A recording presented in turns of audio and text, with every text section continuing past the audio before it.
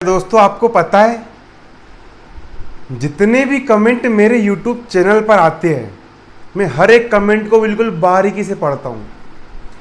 एक बच्चा था, वो हर बार ये कमेंट करता था कि सर पढ़ाई कैसे करें, सर पढ़ाई का टाइम टेबल कैसा बनाएं। उसके कमेंट अच्छे अच्छे आते थे। अचानक क्या हुआ कि उसने उसी बच्चे ने उसी आईडी से एक बार कमेंट आया कि सर आप जबरन में टॉपर बनने की टिप्स देते हो, आप जबरन में पढ़ाई करने का तरीका बताते हो, आप जबरन में स्टडी करने के लिए वीडियोस बनाते हो। क्योंकि उस बच्चे ने ऐसा लिखा क्योंकि भारत देश का एजुकेशन सिस्टम बहुत ज़्यादा घटिया है। ऐसा मैंने नहीं कहा, उस बच्चे ने कहा। भारत देश का एजुकेशन सिस्टम बहुत ज़्यादा घटिया है। यहाँ पर एक वैकेंसी 1000 आती है और फॉर्म डालते 10 लाख है, ऐसा वैसा। एजुकेशन सिस्टम बहुत घटिया है, ये सब करने में कोई मतलब नहीं है, पढ़ाई लिखाई करने में कोई मतलब नहीं है। ऐसा वो बच्चा कह रहा था कि पढ़ाई लिखाई करना समय की बर्बादी है। उसके कहने का तात्पर्य ये निकल रहा था। आप लोग को पता है, जब मैं 12th निकला था ना, और जब मेरे 12th में 90% आए थे, 89% जब मेरे 12th में आए थे ना, और जब मेरे हाथ पे एक नया मोबाइल आया था, और जब उस मोबाइल को मैंने चलाया था, तो उसमें से कुछ वीडियोस मुझे भी ऐसी मिली। उस वीडियो में बहुत बड़े बड़े महानुभाव थे जो कि ये कहते थे कि भारत देश का एजुकेशन सिस्टम घटिया है, ऐसा है वैसा है। उसी में से फिर एक व्यक्ति मुझे ऐसा मिला जिसके उस समय लगभग 50 लाख या फिर 60 लाख फॉलोअर्स थे, सब्सक्राइबर्स थे। चैनल का नाम शायद फैक्टेज करके कुछ यूट्यूब चैनल था, फैक्टेज। उसमें उसने ये बताया था, उस बंदे ने ये बताया था कि भारत देश का एजुकेशन सिस्टम घटिया है, कोई मतलब नहीं है पढ़ाई लिखाई करने में, ऐसा वैसा। पढ़ाई लिखाई कर करके इंसान अपना समय ख़राब करता है, पैसा ख़राब करता है। और अक्सर होता क्या है कि हम जिस इंसान को फॉलो करते हैं तो एक प्रकार से हम अंधभक्त बन जाते हैं, जबकि हमको यहाँ पर ये लॉजिक लगाना है कि हमको अंधभक्त नहीं बनना है। मैं तो आपको हाथ जोड़ के प्रार्थना करूँगा, आप मेरे वीडियो देखते हो ना, तो मेरे वीडियो को बिल्कुल आंख मूंद करके ऐसा मत मानना कि अमन भैया हमको जो कुछ भी बता रहा है बिल्कुल सही बता रहा है। ऐसा मत सोचिएगा कि अमन भैया हमको जो भी बात बोल रहा है बिल्कुल सही बात बोल रहा है, ऐसा बिल्कुल मत सोचिए। खुद का लॉजिक लगाइए, खुद की बुद्धि लगाइए, खुद का दिमाग उपयोग कीजिए। जैसे कि मान चलो कि मैं संदीप महेश्वरी सर को फॉलो करता हूँ मैं फॉलो, मैं डॉक्टर विवेक बिंद्रा सर को फॉलो करता हूँ मैं फॉलो, उज्जवल पाटनी जी को मैं फॉलो करता हूँ फॉलो। तो ऐसे वो मेरे गुरु है, मैं मान रहा हूँ वो मेरे गुरु है, मैं उनसे बहुत कुछ सीखता हूँ। पैसे कमाने का तरीका उनसे सीखता हूँ, मैं बिजनेस करने के मैं आइडियाज़ उनसे लेता हूँ, बहुत सारी चीज़ें मैं उनसे सीखता हूँ। लेकिन हर एक इंसान हर एक फील्ड में 100% नहीं होता है, हर एक व्यक्ति हर एक फील्ड में 100% नहीं होता है। अब संदीप महेश्वरी सर ने ये बोल दिए कि सब जाकर कुआं में कूद जाओ, तो क्या मैं कुआं में जाकर कूद जाऊँगा? क्या नहीं कूदूंगा ना। डॉक्टर विवेक बिंद्रा सर ने मुझको ये बोल दी कि तू जाकर के ये काम कर ले। अरे ऐसा नहीं होता है, खुद की बुद्धि लगाओ, ऐसा नहीं अंधभक्त मत बनो। कोई बात लिखी है तो उस बात पर सोचो, उस बात पर विचार करो, फिर उस बात को अपने जीवन पर अपनाओ। ऐसा नहीं कि अमन सर ने ये बात बोल दी मतलब कि ये बात बिल्कुल 100% सही है और बस हमको ये सर ने बोल दी मतलब ये बात बिल्कुल डेट्स फाइनल हो गया। ऐसा नहीं करना, खुद की बुद्धि लगाना है, खुद का लॉजिक लगाना है। तो देखिए, जो कहते हैं ना कि भारत देश का एजुकेशन सिस्टम घटिया है, एजुकेशन सिस्टम खराब है, कोई मतलब नहीं, पैसों की बर्बादी है, कोई इंसान कॉलेज ड्रॉप आउट है, उसने ये कर लिया वो कर लिया। देखिए, अब मेरी बात गहराई सुनिए। और कुछ लोग ये भी कहते हैं कि अनपढ़ गवार लोग, अनपढ़ लोग होते हैं, जो 5वीं फेल है वो देश चला रहा है, और जो पढ़े लिखे ग्रेजुएट्स है वो इंसान लोग मतलब कि उनके पास नौकरी कर रहा है। जो इंसान फेल है वो इंसान क्रिकेटर बन गया। मतलब ऐसे बहुत सारे एग्जाम्पल आपको देखने को मिलेंगे। कई लोग ऐसा बोलते हैं कि फलाना इंसान मतलब कि 8वीं तक पढ़ा है और वो इंसान आज उस कंपनी का मालिक है और पूरे पढ़े लिखे लोग उसके नीचे नौकरी कर रहा है। ऐसा बहुत सारे लोग कहेंगे। अब मेरी बात सुनिए, आज के समय में आपने डॉक्टर APJ अब्दुल कलाम साहब का नाम सुना है? उन्होंने, आपको पता है आज भारत देश को मिसाइल क्यों मिल पाई? आज भारत देश को मिसाइल इसलिए मिल पाई क्योंकि जो डॉक्टर APJ अब्दुल कलाम साहब थे ना, उन्होंने मन लगा करके पढ़ाई की थी, उन्होंने मन लगा करके स्टडी की थी, दिन रात मेहनत की थी, और तब कहीं जाकर के उनका इसरो में सिलेक्शन हुआ था। ISRO, इसरो में उनका सिलेक्शन हुआ था, और वहाँ पर उन्होंने दिन रात एक किया, दिन रात मेहनत की, तब कहीं जाकर के भारत देश को मिसाइल मिल पाई थी। हम अपन 11th-12th में जो कुछ भी पढ़ते हैं, लेमडा, थीटा, बीटा, गामा, जो कुछ भी अपन पढ़ते हैं ना, उसका उपयोग मालूम आपको कहाँ होता है? जब हम बड़ी कक्षाओं में जाते हैं, या फिर जब हम कुछ भी ऐसा कोर्स करते हैं, जैसे कि नैनो टेक्नोलॉजी, जितनी भी जो नई नई टेक्नोलॉजी आती है, और जो आविष्कारक जो क्षेत्र, जो साइंटिस्ट वाले जो क्षेत्र होते हैं ना, वहाँ पर जब आप उस चीज़ की तैयारी करोगे और जब आपकी उसमें जॉब लग जाएगी ना, तो जितने भी नए आविष्कार होते हैं ना, वो इसी विज्ञान की देन है, वो हमारी इसी पढ़ाई की देन है। देखिए होता क्या है कि दो चीज़ चलती है, एक चलती है आयुर्वेदिक दवाई, उसमें जड़ी बूटी आती है, और एक चलती है टेबलेट। टेबलेट का मतलब होता है गोली दवाई, जो कि अंग्रेजी दवाई चलती है। तो जितने भी आयुर्वेदिक वाले आपको मिलेंगे ना, आयुर्वेद वाले हमेशा अंग्रेजी दवाओं की बुराई करेंगे, और जितने भी जो अंग्रेजी दवाओं वाले हैं वो आयुर्वेद की बुराई करेंगे। आप इन बुराई के चक्कर में मत पड़ो, आपको सीखने से मतलब है, आपको सीखने से मतलब है। मेरा कहने का मतलब ये है कि आप देखिए दोस्तों, हमारा जो एजुकेशन सिस्टम है ना, वो बहुत ज़्यादा अच्छा है। और रही बात देश चलाने की ना, तो आपको पता है देश कौन चलाता है?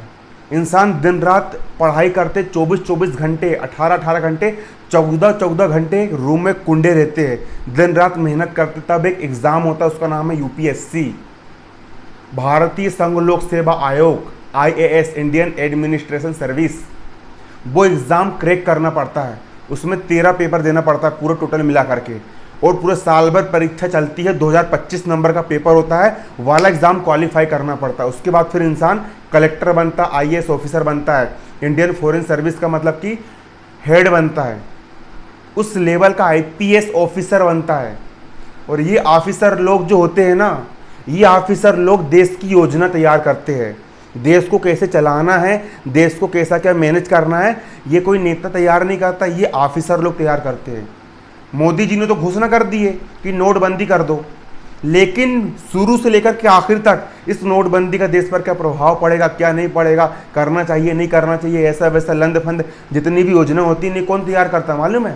ये कोई अंगूठा छाप लोग तैयार नहीं करते, ये पढ़े लिखे जो लोग होते हैं ना, जो नौजवान ऑफिसर होते हैं ना, वो इन योजनाओं को तैयार करते हैं। एजुकेशन सिस्टम घटिया है। जो बंदे, अब मेरे को एक चीज़ बताओ, अगर बंदे, आपको पता है बच्चा 11th में क्या करता है मालूम है? बच्चा 11th में बायोलॉजी लेता है, और बायोलॉजी में वो शरीर के एक एक अंग के बारे में पढ़ता है। क्या वो गलत कर रहा है पढ़ करके?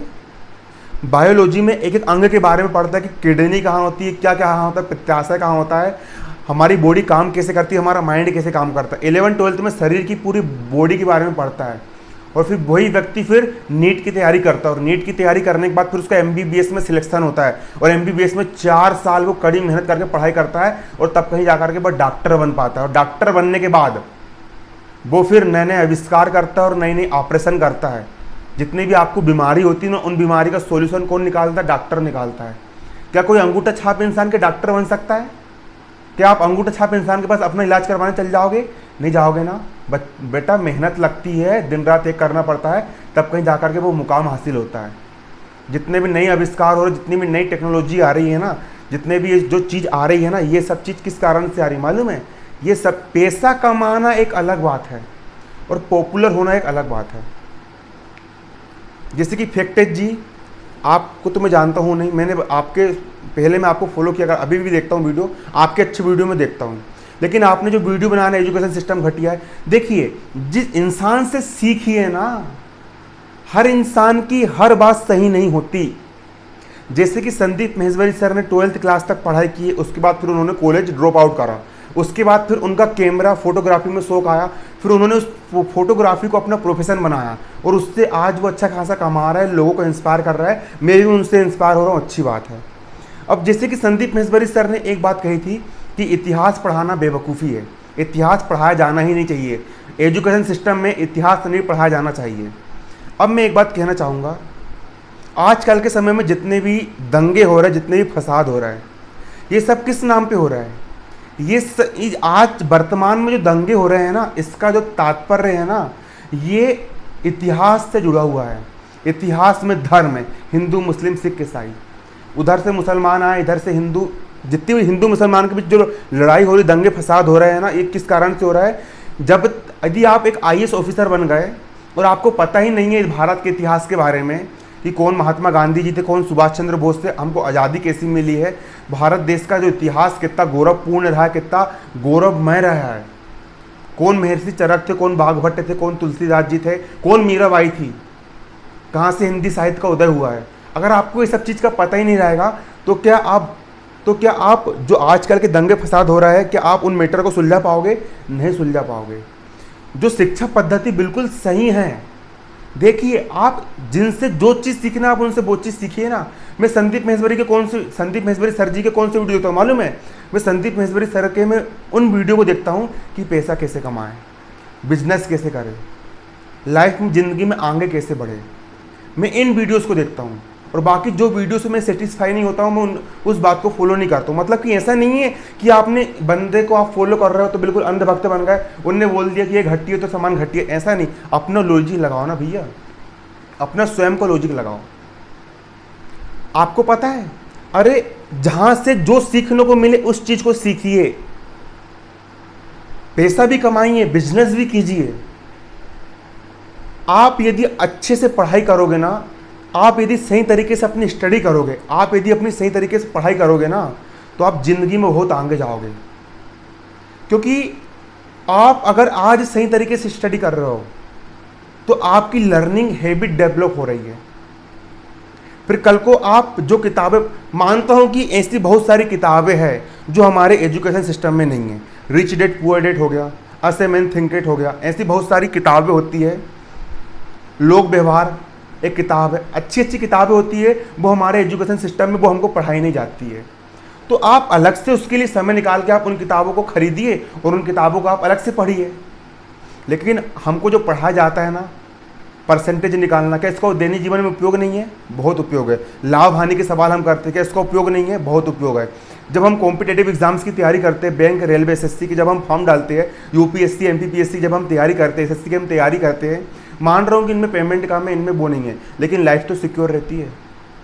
अरे बिजनेस भी कीजिए, मैं बता रहा हूँ आपका, मैं बिजनेस भी करता हूँ, मैं पढ़ाता भी हूँ, अपना बिजनेस भी करता हूँ, और साथ साथ मैं यूट्यूब पर भी वीडियोस डालता हूँ ताकि वहाँ से भी मैं कुछ अच्छा दे पाऊँ, और साथ साथ मैं अपनी कॉम्पिटेटिव एग्जाम्स की मैं तैयारी भी करता हूँ। कोई चीज़ बुरी नहीं होती, कोई चीज़ बेकार नहीं होता। आपको जहाँ से जो सीखने को मिल जाए आप उस चीज़ को आप अचीव कीजिए। ऐसा नहीं कि यदि हम स्टूडेंट हैं तो बिल्कुल हम दूसरी कुछ चीज़ सीखें ही ना, ऐसा नहीं है। आज मैं सिंगिंग सीखता हूँ, आज मैं ढोलक सीखता हूँ, मैं तबला सीखता हूँ। ऐसा नहीं है कि यार मैं पढ़ाई लिखाई कर रहा हूँ तो बिल्कुल उसी में घुस गया, ऐसा नहीं है। मैं ढोलक सीखता हूँ, अच्छी अच्छी किताबें पढ़ता हूँ। अभी मैंने rich dad poor dad, us a man think it, ऐसी बहुत सारी मैंने किताबें पढ़ी है। और साथ साथ मैं अपने कॉम्पिटेटिव एग्जाम्स की तैयारी भी करता हूँ, बच्चों को मैं पढ़ाता भी हूँ, जहाँ एजुकेशन सिस्टम घटिया नहीं है। और मालूम है आपको वीडियोज़ कौन बनाते इस प्रकार के एजुकेशन सिस्टम घटिया है? जिनका वो फील्ड नहीं रहा है, जिन्होंने पढ़ाई नहीं की है, जिन्होंने उस फील्ड में गए नहीं है। जैसे कि फैक्टेज जो थे उनकी उम्र मात्र अभी 21 साल है। उन्होंने शुरू में अपना चेहरा क्यों नहीं दिखाया? उन्होंने शुरू में अपना फेस क्यों नहीं दिखाया? जब